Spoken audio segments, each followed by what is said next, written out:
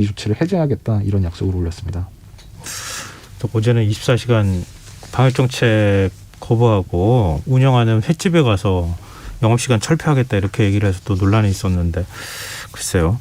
자, 오늘 뉴스 여기까지 하겠습니다. 지금까지 곽지연 프레시안 기자였습니다. 고맙습니다. 감사합니다.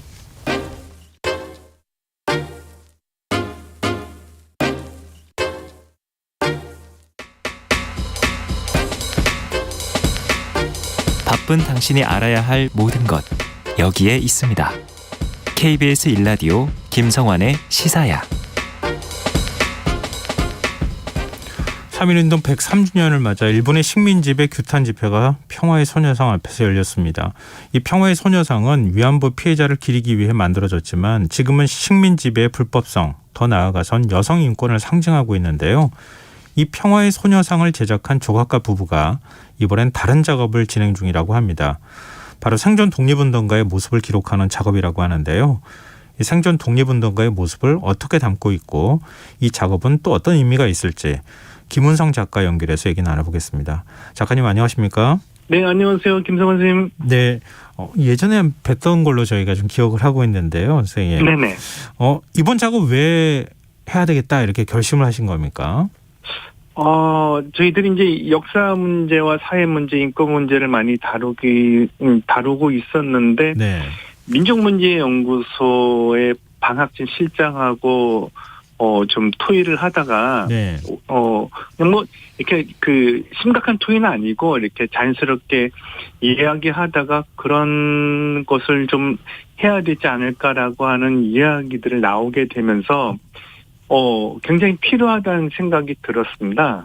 그래서, 그러면 그것을 어떻게 할 수 있을까라고 했는데, 저희들이 미술로서 할 수 있는 부분들이 뭐 그림을 그리거나, 아니면 뭐, 이제 녹취를 하거나, 네. 내지는 뭐, 이제 손과 발을 뜨거나 이런 이야기가 나오게 되면서, 그럼 그런 역할들은, 우리 문화예술가들이 좀 할 수 있지 않겠나라고 해가지고, 그러면서 이야기가 시작됐습니다. 근데 생존 독립운동가 분들을 일단 만나시거나 한 다음에도 작업을 하시는 과정이 있을 거 아니겠습니까? 네네. 생존 모습을 기록하는 작업은 정확히 어떻게 진행이 되는 겁니까? 우리 지사님들이 그렇게 많지는 않으셨어요. 그때 저희들이 이제 뵀을 적에 한 14분, 살아 계셨는데, 지금 네. 한 분이 또 돌아가시고 뭐 이렇게 되셨는데, 그분들에 대한 모습을 좀 이렇게 3D 촬영이 있습니다. 그러니까, 3D 촬영을 하고, 그리고 손과 발을, 발바닥이나 손바닥이 아니라 손 전체와 발 전체를 이렇게, 이제 캐스팅하는 그런 방법을 우리가 할 수 있겠다는 생각이 들었습니다. 그래서 그렇게 해서 지금 그런 모습을 하고자 했는데, 어쨌든 그런 저희들이 이제 갖고 있는 이제 전공과 직업이 그러니까 그런 걸 하겠다라고 해가지고 진행을 하게 되었습니다. 근데 소녀상을 제작하신 거는 그건 전신상이잖아요. 네네.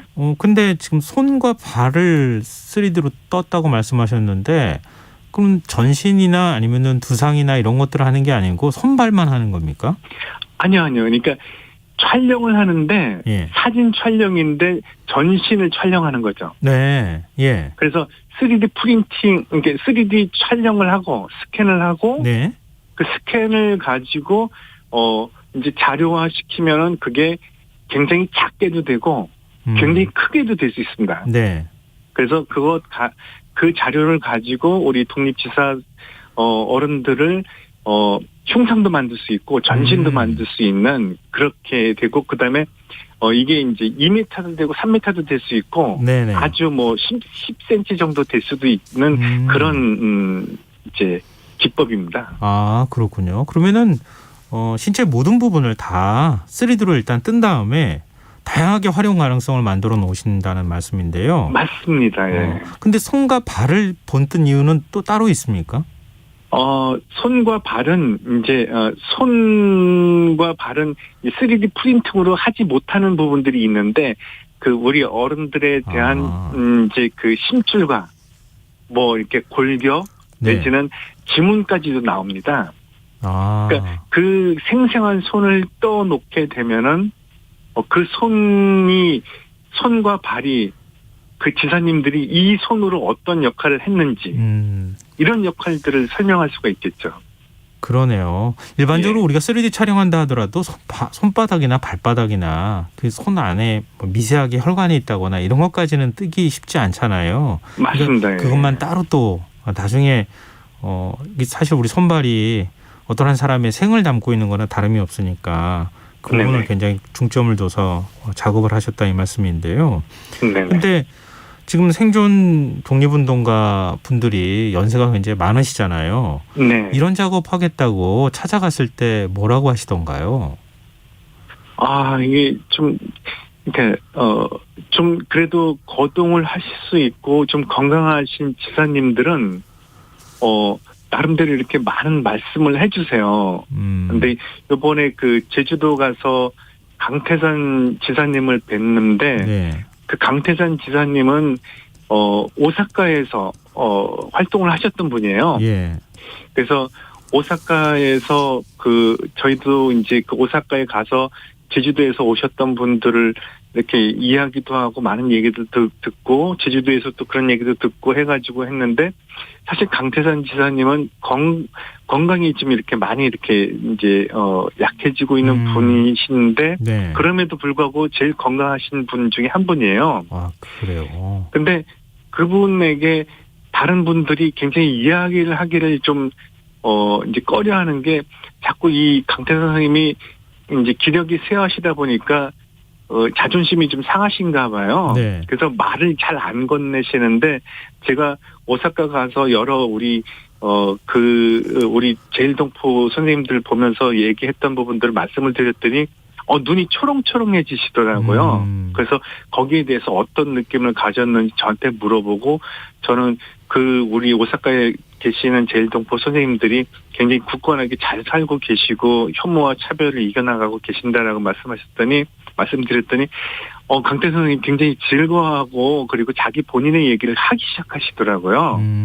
네, 그래서 굉장히 되게 흥미로웠습니다. 지금 14분 생존해 계셨다가 한 분 돌아가셨다고 말씀하셨잖아요. 앞에서. 네네. 그러면 14분을 다 작업하신 겁니까? 아니면은 어떻게? 아니요. 지금 아마 저희들이 지금 6분을 이렇게 그렇게 작업을 했는데 다른 선생님들은 예. 저희들이 막상 가서 보니까 한 분은 작업을 못 하겠더라고요. 몸이 건강이 안 좋으셔서요. 그러니까 거의 기력도 없고 그러면서 못하는 부분들이 왜냐하면 연세가 다 이제 90이 넘으셨어요. 91세, 92세도 그러니까 나이가 제일 어리신 분들이에요. 92세. 그러니까 그분들을 작업을 할 수가 없고 그리고 작업을 하는 데서도 굉장히 힘들어 하셔가지고 저희들이 죄송스러운 마음으로 작업을 했습니다. 그렇군요. 좀 너무 늦은 거 아닌가 이런 생각이 말씀 듣다 보니까 드는데요. 예술 작품이라는 거 하는 게 어떤 한 분의 삶을 기록하는 거나 다름이 없잖아요. 네네. 그러니까 그분의 단순한 외형에 관한 걸 3D로 떠놓는다거나 이런 게 아니라 그분의 삶을 기록하는 것이기 때문에 그분이 어떻게 살아오셨는지 이게 매우 중요하지 않겠습니까?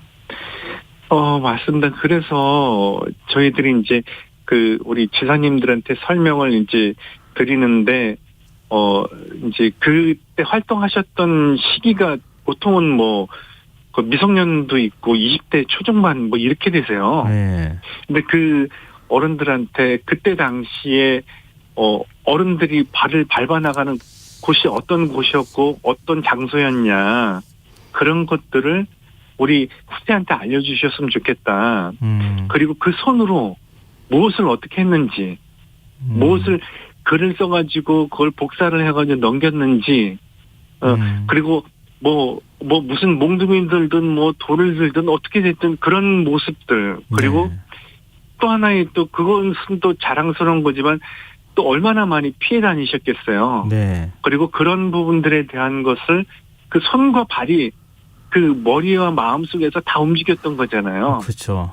그래서 그런 것에 대해서 손과 발이 다 했기 때문에 그 부분들을 좀 기록해서 알려드렸으면 좋겠다라는 생각을 많이 했습니다. 예. 일단 기록으로 지금 남기신 거잖아요. 네네. 모든 분은 아니지만 최선을 다해서 이제 할 수 있는 데까지 하신 거라고 볼 수 있는데, 그럼 앞으로 네. 어떻게 이 기록으로 남긴 거를 활용하실 계획이신지 구체적인 계획도 있습니까? 이제 저희들이 이제 사실은 이제 임의로 한 부분들이 있어요. 그러니까 민족문제연구소와 이렇게 광복회에 도움을 받아서 하긴 했는데 네. 이게 이제 저희들이 생각 가지고 있는 것하고 그런 단체와 기관하고 해가지고 좀 상상력과 그 고증을 좀 하면서 좀 고민해야 되는데 이것이 어떻게 교육 자료로 어떻게 사람들에게 많이 알려줄 수 있는가 이런 부분들이 좀 많은 고민이 되는데 예를 들어서 아까도 말씀드렸다시피 이게 이제 크게도 되고 작게도 되는데 이게 하나의 이제 한 공간에 크게 어떤 그 형상으로 나와지기도 하고 작게 나와지기도 하면서 이분들에 대한 살아왔던 족적들 그리고 그런 모습들이 이 선생님들에 대한 음성 같은 거로 나오는 거죠. 아, 네네. 네. 그러면서 그 지사님들이 그런 활동했던 것들과 우리 그 식민지 시대의 주권을 찾기 위한 노력들을 한 것에 대해서 설명도 하고 안내도 하는 그리고 그런 교육적 자료로 좀 하려고 노력을 하고 있는데 그게 될지는 잘 모르겠는데 어쨌든 그런 계획을 갖고는 있습니다. 저희 청취자 이봉호님께서요. 좋은 일을 하시는데 경비는 어떻게 충당하시는 건가요? 이렇게 물어주셨거든요. 네. 근데 지금 앞으로 경비 문제나 이런 것들은 해결이 안 됐습니까? 경비 문제는 뭐 전혀 지금 생각은 안 하고 지금 진행을 했기 때문에 경비는 지금 제로인 상태인데 네. 저희들이 이 부분들을 좀 고민을 해봐야죠. 이제 좀 어딘가 좀 이제 협조를 좀 바라는 이제 이 부분들이 진행이 될 텐데 네. 그런 것들을 우리 이제 할 수 있는 데까지는 해봐야죠. 예. 근데 이 작업도 평화의 소녀상처럼 역사 교육의 상징으로 남을 수 있다면 참 좋겠다 이런 생각이 드는데요. 지금 평화의 소녀상 국내에 합쳐서 몇 개 정도 세워졌습니까? 국내는 한 80여 전 정도가 저희들이 제작한 것은 그렇게 세워졌고 다른 작가 선생님들이 세운 게 한 50점 정도 되는 걸로 알고 있습니다. 근데 최근에 보수단체가 선점하면서 장소를 수혜 집회 위치가 소녀상에서 점점 멀어지고 있다 이런 소식이 들리던데요. 어떻게 보세요?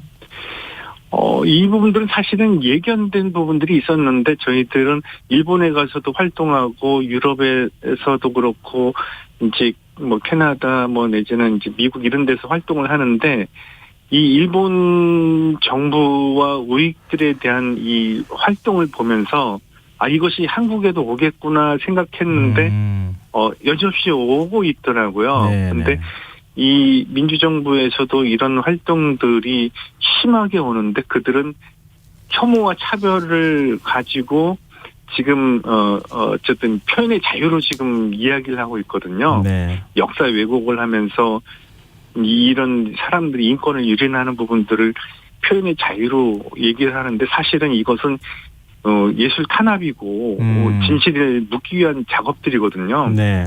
근데 그런 부분들에 대한 것을 언론에서 좀 많이 좀 알려줬으면 좋겠어요. 그러니까 지금 보면은 아베를 사랑한다고 울고 나는 친일파들고 친일파를 사랑한다고 하는 그런 단어를 아주 서슴없이 쓰고 우리 피해자들을 거의 다 돈 벌러 갔던 여성들로 묘사를 하거든요. 네네. 이거는 굉장히 심각한데 이 부분들이 법적으로 이 진실과 피해자들이 보호를 받지 못하는 이런 사회가 지금 민주정부에 생긴다는 것 자체가 좀 이해가 안 가는 부분들이 있습니다. 저희도 뭐 누차 얘기를 하긴 했는데 이게 참 쉽지가 않네요.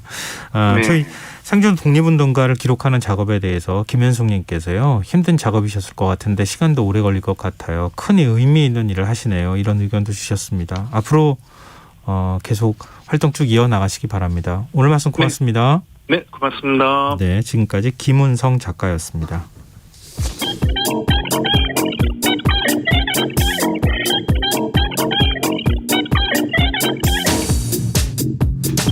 빅데이터로 인터넷